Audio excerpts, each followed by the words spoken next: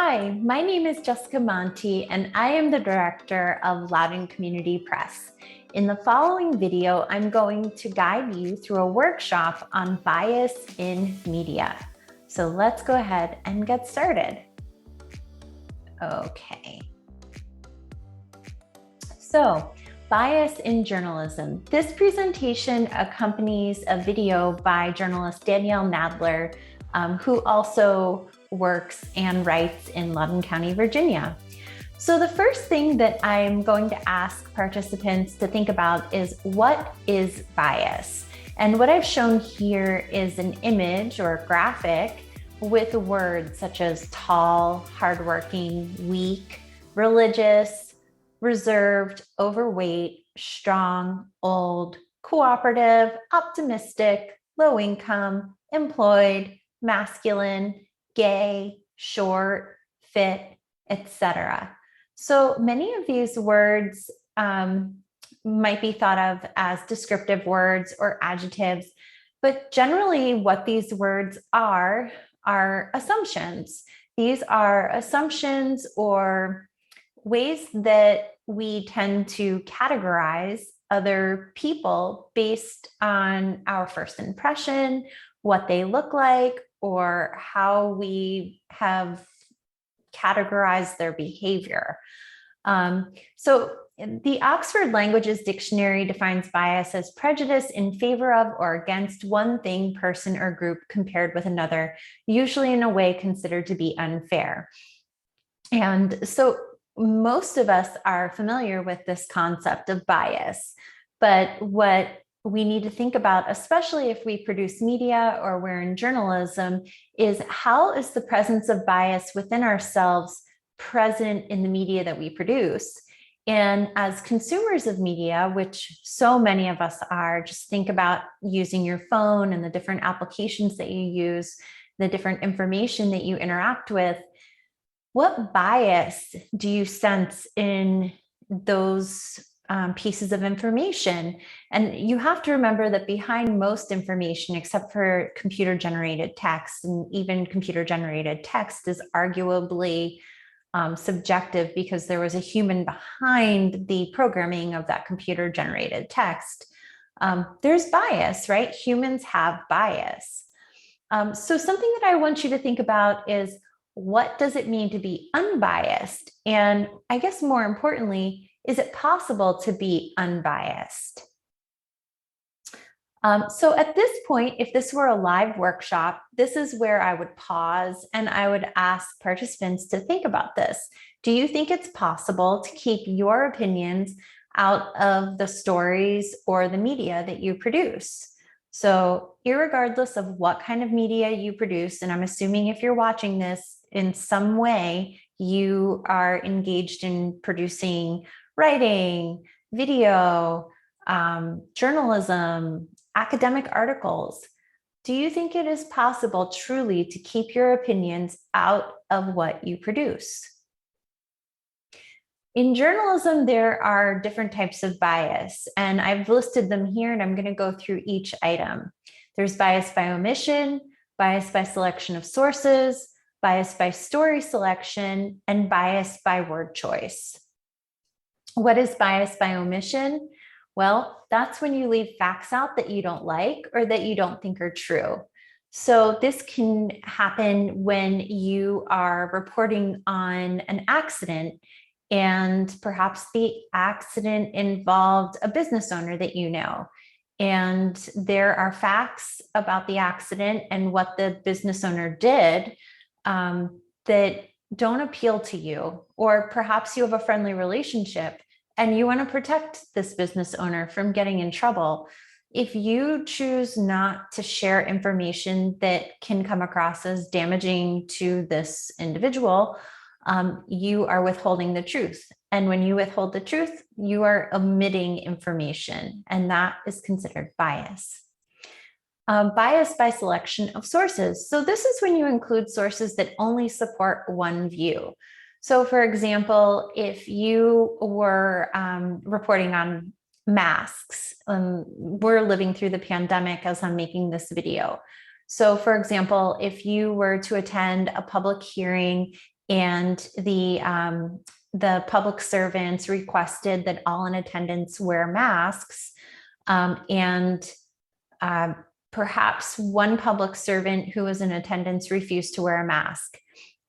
And then as a journalist, you're reporting on this story, and you only interview the public servants who were in favor of wearing masks, but you don't include the point of view of the public servant who chose not to wear a mask.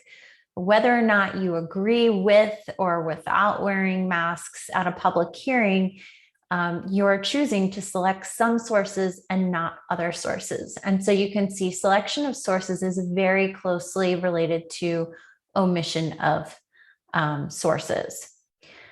There's also bias by story selection. So this is when a publication or an outlet of some sort chooses stories that further a cause or ignore stories that they don't like because they could cause trouble for your publication or for friends. So in the video that accompanies this presentation I'm making right now, Danielle Nadler talks about when she worked at a publication where one of the advertisers had done something. And if the publication had shared that story, it would have affected their advertiser in a negative way. And so ultimately, the editor of that publication chose to withhold that story. And in so doing, that editor committed bias by story selection. So when we are journalists or media producers in any way, if we withhold a story in order to protect someone that we care about or that we know, that we feel that the story would cause them harm, we're committing bias. There's also bias by word choice. So that's when we use certain words to describe a concept and not others. And so that could be referring to undocumented immigrants as illegal immigrants, or using terms like freedom fighter versus terrorist versus protester.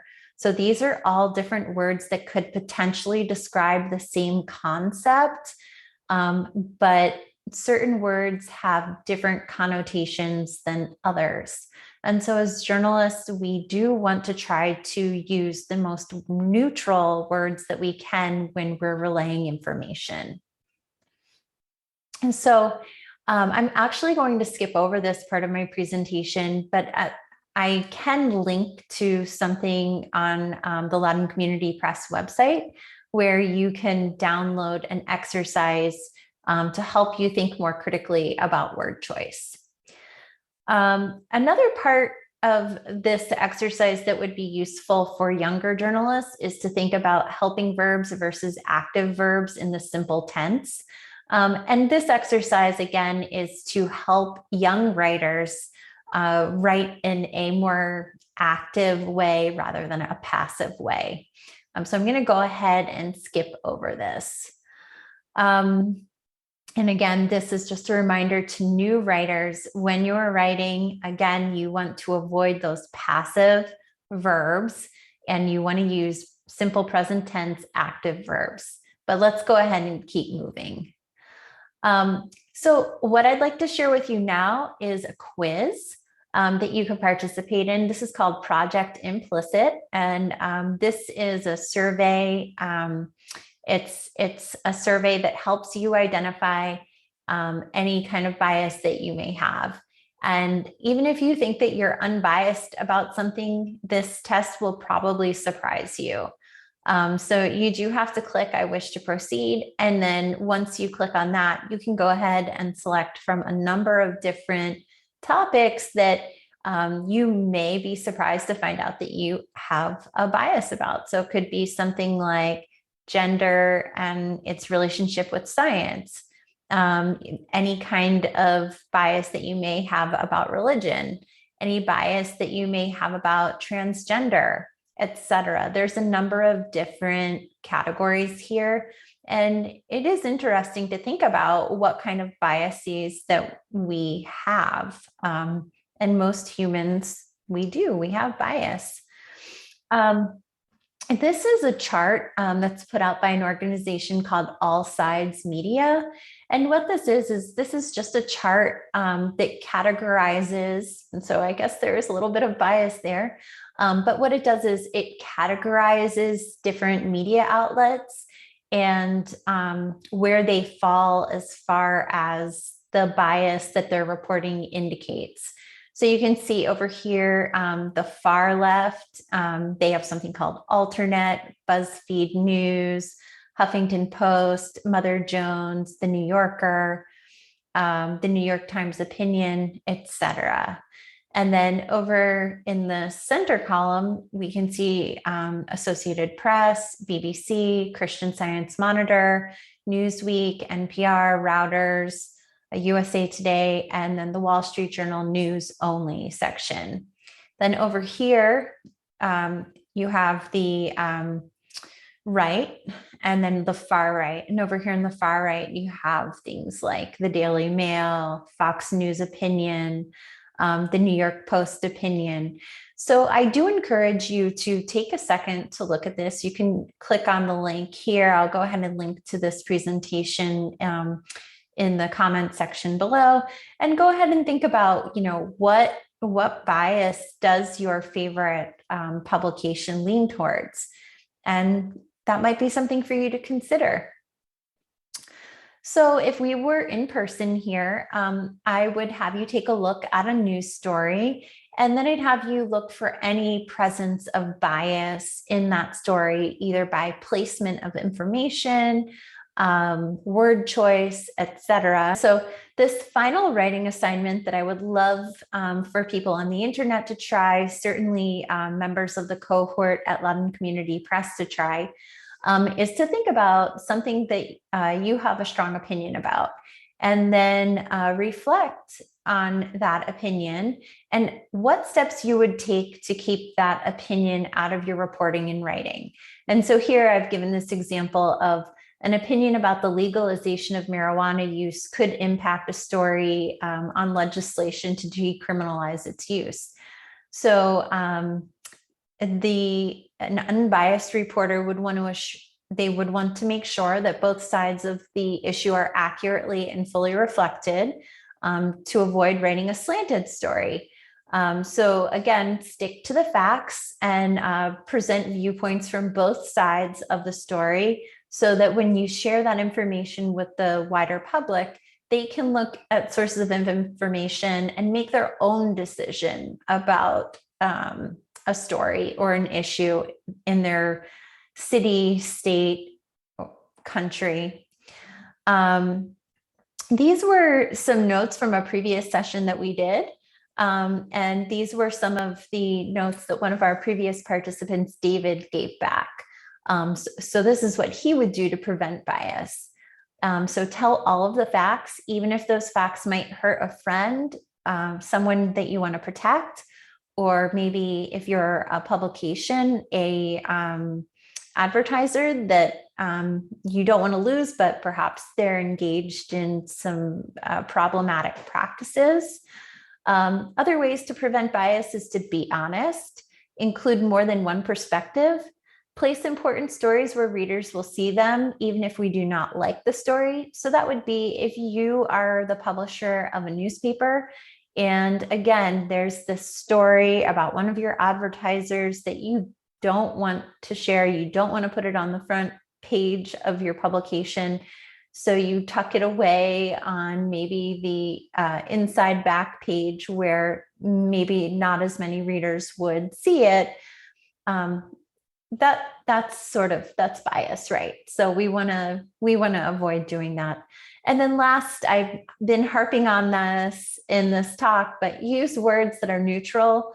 Don't use strong adjectives to indicate our own personal opinion. So David, thank you so much for sharing this in one of our previous sessions. And so that's pretty much it. That's all I have for you for today. I did want to share a website with you where you can find more information about reporting.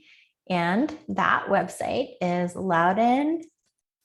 Oops, let's see if it will let me type it in. Having trouble. Let's see. It's not Loudoun County Magazine, although we do produce that. It's actually Loudoun Community Press.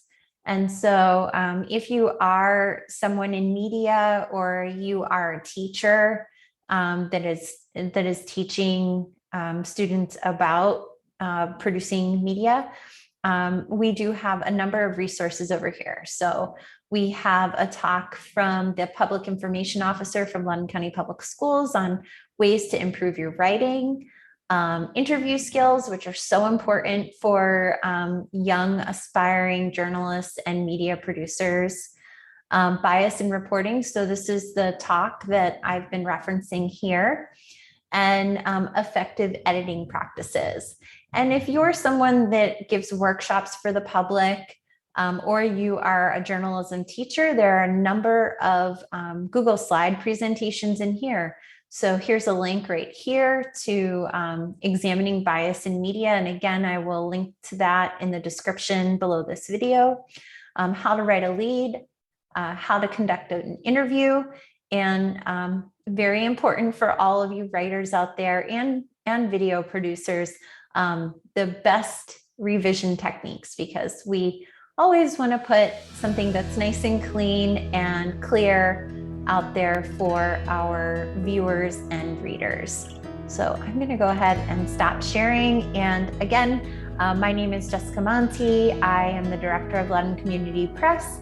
And thank you for listening to my talk on bias in media. Have a great day, and please click that subscribe button. Bye.